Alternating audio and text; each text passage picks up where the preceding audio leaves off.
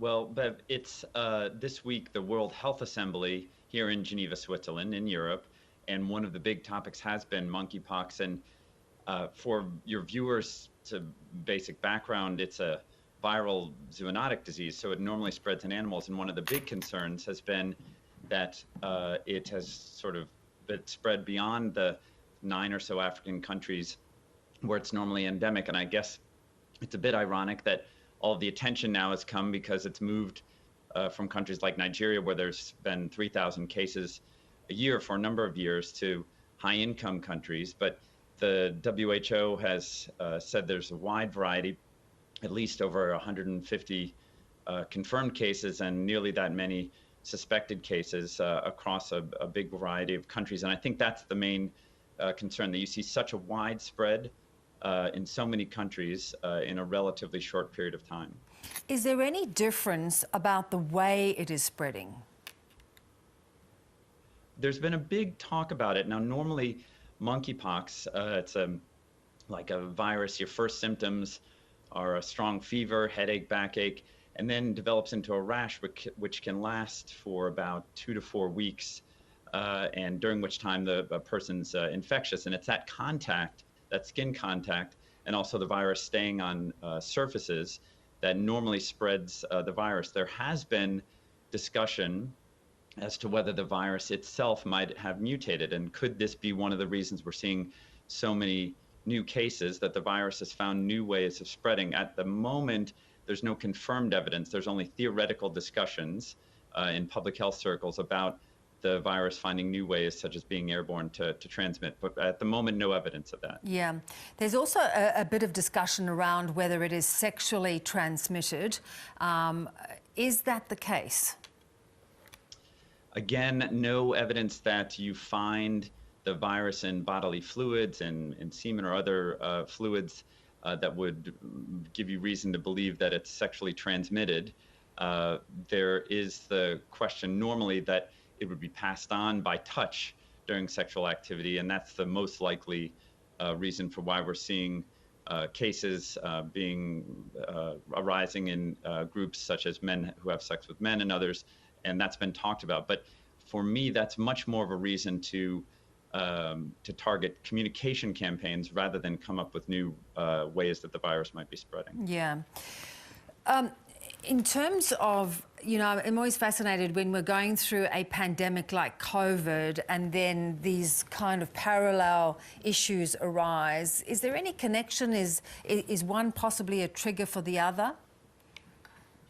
Well, the possible trigger that is related probably has much more to do with us than with the virus. Certainly, we're seeing around the world, in the Northern Hemisphere, with apologies, Bev, we're headed into our summer vacations, and everybody has really gotten back into travel. Many parts of the world are completely opened up, and we've perhaps had much more contact than we've had in a number of years, and that could be increasing the spread of monkeypox. Now, for years, the main ways that monkeypox has spread to countries where you haven't seen it has been by travel, and there has been a lot of travel recently. But in terms of biologically, the virus is being related, no evidence of that. Yeah.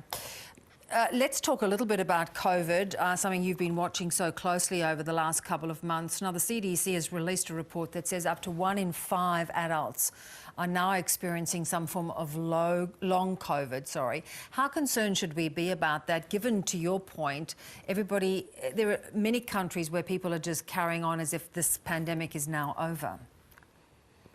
Exactly. And I think, for me, long COVID is the big concern right now that all countries and all health professionals should have with COVID. There's quite a bit of evidence that we've done a reasonable job in higher income countries, certainly with getting vaccines there, getting a certain level of immunity, and certainly with Omicron, there was a wide range of infections that happened across the world, and that you could even say in countries in Africa as well.